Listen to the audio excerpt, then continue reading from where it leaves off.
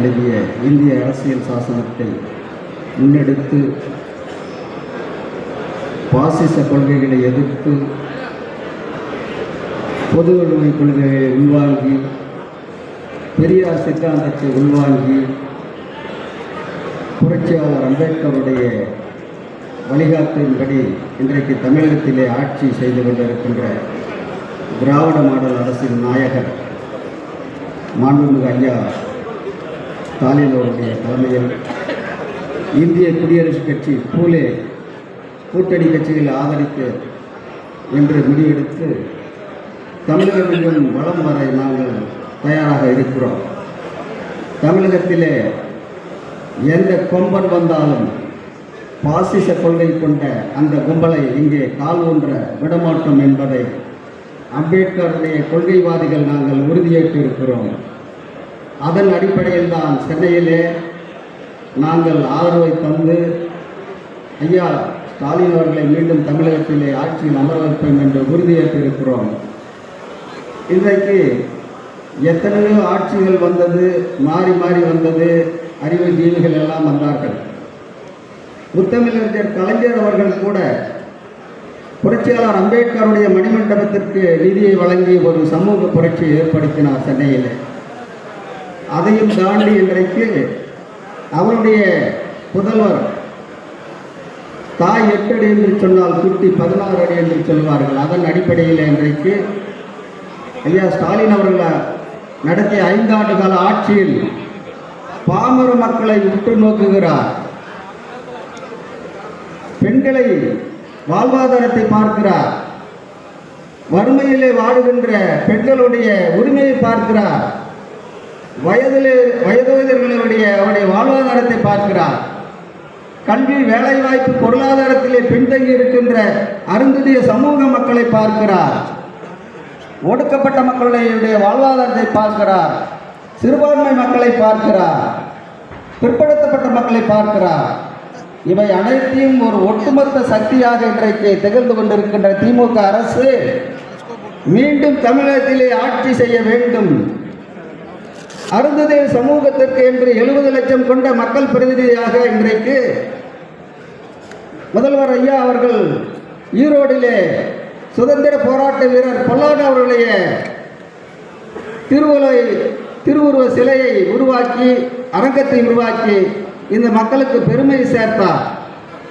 அதையும் தாண்டி சட்டமன்றத்திலே பல்வேறு தலித் அமைப்புகள் பல்வேறு கோரிக்கைகள் வைத்தோம். அது என்ன தெரியுமா?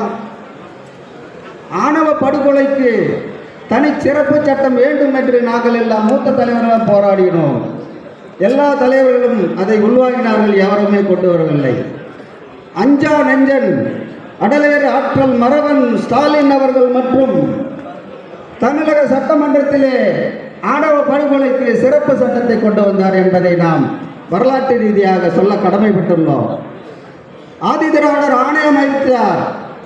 ஒட்டுமொத்த மக்களுக்காக திகழ்ந்து கொண்டிருக்கின்ற ஒரு ஆணையத்தை அமைத்து கொடுத்தார். அதை இன்றைக்கு 2 கோடிக்கு மேலே இருக்கின்ற ஒடுக்கப்பட்ட மக்கள் அதிலே தன்னுடைய உரிமைகளை பெற தயாராக இருக்கிறார்கள். அதையும் தாண்டி இன்றைக்கு பல்வேறு திட்டங்களை அவருடைய தேர்தல் அறிக்கையிலே கொடுத்திருக்கிறார். இவரை காப்பி அடித்து தான் இன்றைக்கு 5 மாநில சட்டமன்ற தேர்தல் வாக்குறுதிகளும் தயாராகி கொண்டிருக்கிறது என்பதை நாம் உணர்ந்து கொள்ள வேண்டும்.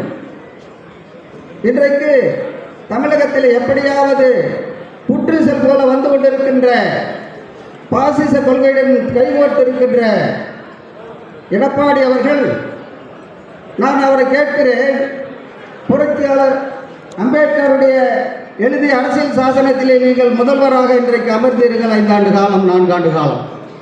ஆனால் இலவச கல்வி அரசு எஸ்சி மக்களுக்கு இலவச அட்மிஷன் ஃபீஸ் என்ற ஒரு திட்டத்தை அம்மையார் காலத்திலே கொண்டு வந்தாரே, அதை ஏன் நீங்கள் முடக்கினீர்கள்? அப்பொழுது உங்களுக்கு ஒடுக்கப்பட்ட மக்கள், எஸ்சி மக்கள் படிக்கின்ற அக்கறை இல்லையா? நான் கேட்கிறேன், ஒடுக்கப்பட்ட மக்கள் மத்தியில் வாக்குகளை கேட்பவர்களுக்கு என்ன தகுதி இருக்கிறது? இரட்டை இலை சின்னத்தை காட்டி ஏமாந்த காலம் எல்லாம் இன்றைக்கு மலையேறிவிட்டது. உதயசூரியன் மலர்ந்தால்தான் தமிழகத்திலே மறுமலர்ச்சி மலரும் என்ற நிலையை உருவாகி இருக்கிறது. எத்தனை தலைவர்கள்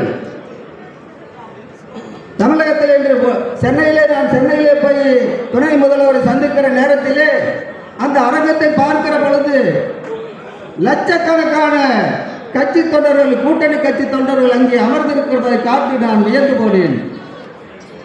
அந்த வகையிலே இந்திய குடியரசுக் கட்சி பூலே ஒரு கொள்கை கொண்ட அமைப்பாக திகழ்ந்து கொண்டிருக்கிறது.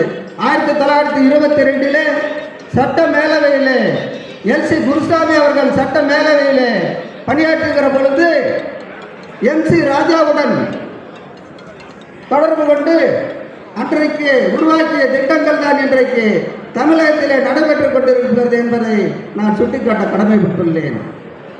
சேலத்தை பொறுத்தவரை இந்த மண்ணின் மைந்தர் ஐயா ராஜேந்திரன் அவர்கள் பெயரை கூட நான் சொல்வதற்கு தயங்குகிறேன். ஏனென்று சொன்னால் 6 எழுத்து கொண்ட மாமனிதர் ஐயா ராஜேந்திரன் அவர்கள் 6 எழுத்து கொண்ட மாமனிதர். அந்த 6 எழுத்து கொண்ட மாமனிதர் யார் தெரியுமா? புரட்சியாளர் அம்பேத்கருக்கு கூட 6 எழுத்து. ஐயா சேலத்து மண்ணின் மைந்தர் ராஜேந்திரனுக்கு 6 எழுத்து.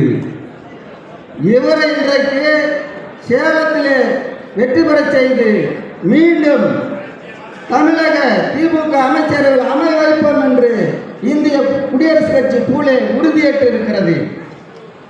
அந்த வகையிலே தமிழகத்தில் இருக்கின்ற எங்களுடைய அமைப்பின் சார்பாக எந்தெந்த மாவட்டங்களில் வாய்ப்பு இருக்கிறதோ அந்த மாவட்டத்திலே நாங்கள் பரப்புரை செய்து சேலத்திலே பரப்புரை செய்து மீண்டும் திமுக கூட்டணி கட்சிகளுக்கு ஆதரவு தருவோம் என்று கூறி வாய்ப்புக்கு நன்றி கூறி விடைபெறுகிறேன். ஜெயவேல்.